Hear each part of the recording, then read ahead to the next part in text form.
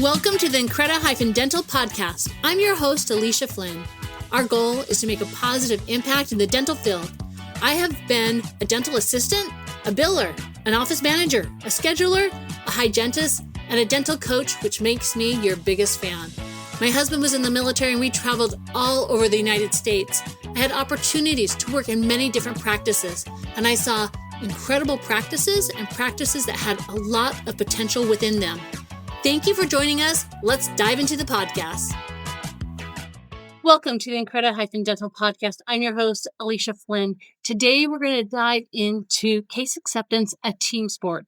Too often, we think it's more of whoever presents the treatment plan, whoever's at the front desk. We think that they are the person responsible for when the patient says no. But I want to let you know that case acceptance is a team sport, and it takes everyone to make this treatment for the patient to say yes. So each contact, each touch we have with the patient can be a powerful, memorable moment, or we can drop the ball of their baton and have it not be memorable. And too often we say, well, the patient told us they didn't have enough money, or they didn't have their work schedule, or they need to talk to their spouse. But maybe it was before all this happened. Maybe it was before they even walked into the chair or walked into the office. Whatever it was, we need to make each moment powerful and each moment count. I've been reading a book, The Power of Moments by Chip Heath and Dan Heath. It is an amazing book about the power of moments, about making every contact you have count. Think of your touch, each touch with your patient, as a first date, because you want the patient to come back for the second date. If we treated our patients the same as a first date, they would come back for treatment. The bar for healthcare is very low, and you can raise that bar just by doing a few different things to make a powerful, memorable impact on the patient.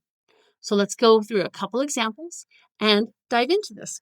So let's start out with the email, text, or the phone call where the patient says, hi, I need to make a dental appointment. I need to treat the practice.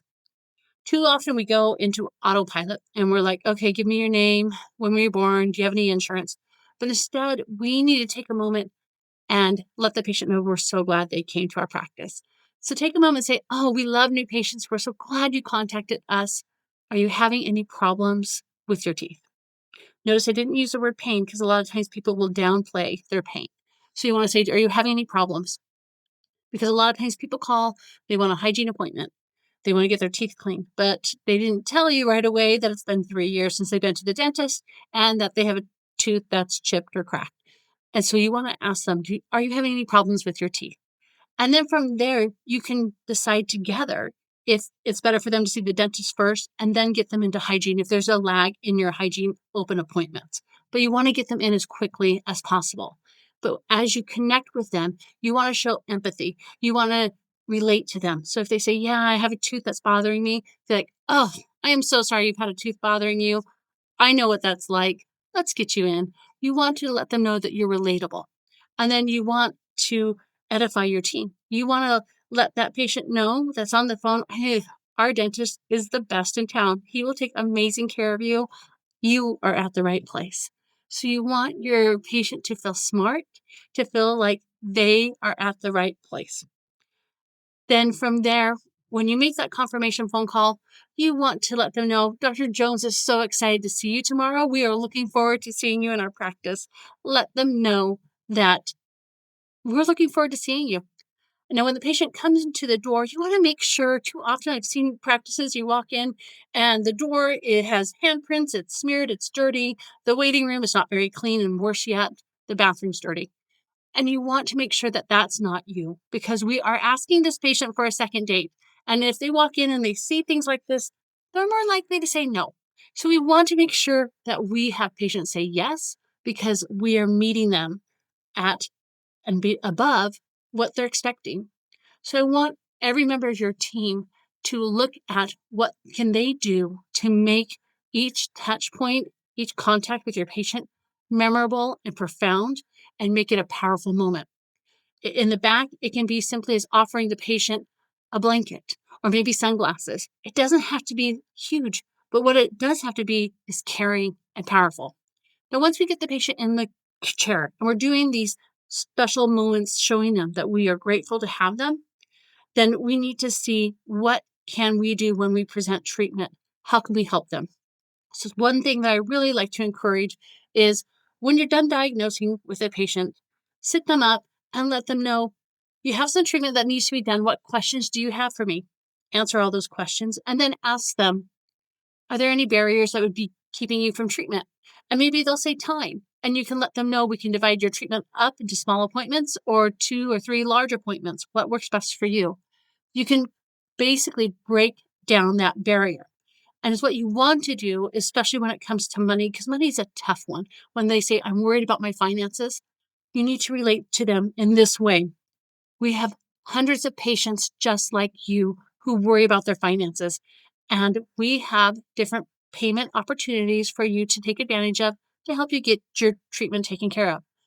And then from there, remind the patient your decay will only get larger, things will only get more expensive and cost you more time and money. I don't want that to be you. I'd like to get going with your treatment in a way that's best for you. So just know that I'm here to work with you. Patients feel very lonely. People feel very lonely when they have to talk about money issues, especially when it comes to healthcare.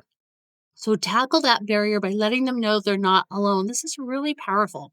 And then from there, sometimes patients will say, like, I need to talk to my spouse or my significant other. I need to get them to buy in.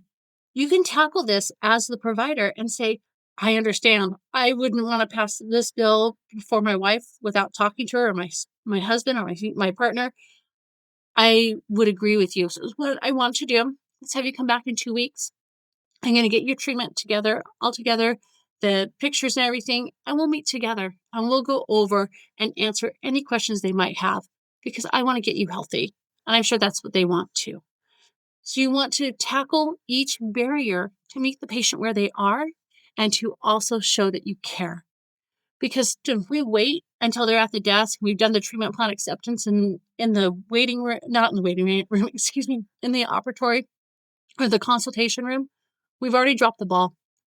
We need to make sure that we have powerful moments and that we let the patient know they're not alone in their treatment and that we're there to help them. Remember, with your team, every member has a very important play to do. And sometimes they're the star player and sometimes they're best supporting player or actor or however you want to see it. But each team member has a play to do in case acceptance. And if they will play their part well and do their part well, you will have patients move forward with treatment, say yes, because they understand that you are there to help them to stay healthy. When every member believes in the care that you provide and communicates value at every touch point and supports one another, the results are transformative, not just for the practice, but for your patients. So here's my challenge. Reflect on your team's approach. Are there areas where they could build more alignment, confidence, or value? Small changes can have a large impact. Thank you for listening to today's episode. Please feel free to share this with other members in the dental community because I want you to have the best practice possible. Thanks for joining me.